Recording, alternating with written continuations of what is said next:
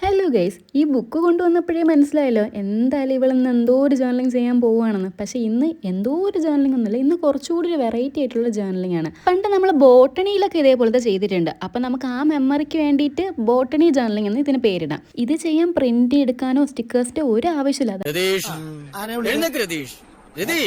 ഇവിടെ എന്താ സംഭവിച്ചതെന്ന് വെച്ചാൽ ഈ ഫ്ലവർ ഞാൻ രാവിലെ എടുത്ത് വെച്ചതാണ്. ഞാൻ ഇത് ചെയ്യാൻ വേണ്ടി ഇരുന്നത് ഉച്ച കഴിഞ്ഞ്. അപ്പോഴത്തേക്ക് ഫ്ലവർ അതിൻ്റെ പാടിന് പോയി. ഞാനൊന്നും ഇല്ലയെന്നും പറഞ്ഞിട്ട് അത് പിണങ്ങിപ്പോയി. അപ്പോൾ ഈ സ്റ്റെപ്പ് എന്ന് വെച്ചാൽ പിറകിലൊരു സെല്ലോ ടേപ്പ് ഇങ്ങനെ ഒട്ടിക്കുക. അതിലാണ് നമ്മൾ ഈ ഫ്ലവേഴ്സ് ഒട്ടിച്ച് വെക്കാൻ പോകുന്നത്. അതായത് സ്റ്റിക്കിങ്ങിൻ്റെ സൈഡ് നമുക്ക് ഫേസ് ചെയ്ത് കിട്ടണം. ഇപ്പോൾ മനസ്സിലായില്ലേ? അല്ലെങ്കിൽ ഇത് കാണുമ്പോൾ നിങ്ങൾക്ക് മനസ്സിലായിക്കോളും. അപ്പോൾ ഇതിവിടെ ഇങ്ങനെ സെക്യൂറായിട്ട് ഇരുന്നോളൂ. ഇതിലാകുമ്പോൾ നമുക്ക് ഡ്രൈഡ് ഫ്ലവേഴ്സിൻ്റെ ഒന്നും ആവശ്യമില്ല. നിങ്ങൾ ഏറ്റവും ഇഷ്ടമുള്ള ഫ്ലവേഴ്സൊക്കെ ഇതിന് ചൂസ് ചെയ്യുമ്പോൾ കുറച്ചുകൂടെ ഭംഗിയായിരിക്കും. ഉണ്ടാവുമല്ലോ, അല്ലെങ്കിൽ ബോയ് ഫ്രണ്ട് തന്നിട്ടുണ്ടാവുമല്ലോ, റോസൊക്കെ ഉണ്ടാവുമല്ലോ, അതൊക്കെ എടുത്തങ്ങോട്ട് ചെയ്യുക. ഇതൊക്കെ ഒരു മെമ്മറി ആയിട്ട് അവിടെ ഇരിക്കുമല്ലോ. ചെയ്ത് കഴിയുമ്പോൾ നല്ല ഭംഗിയാണ്. അതിൻ്റെ രണ്ടാമത് കൂടി സെല്ലോ ടോപ്പ് ഇതിൻ്റെ മണ്ടിയിൽ വെച്ചിങ്ങനെ സെക്യൂർ ചെയ്യണം കേട്ടോ, അല്ലെങ്കിൽ അതങ്ങ് തെറ്റിപ്പോവും. ഓക്കെ ആയില്ലേ?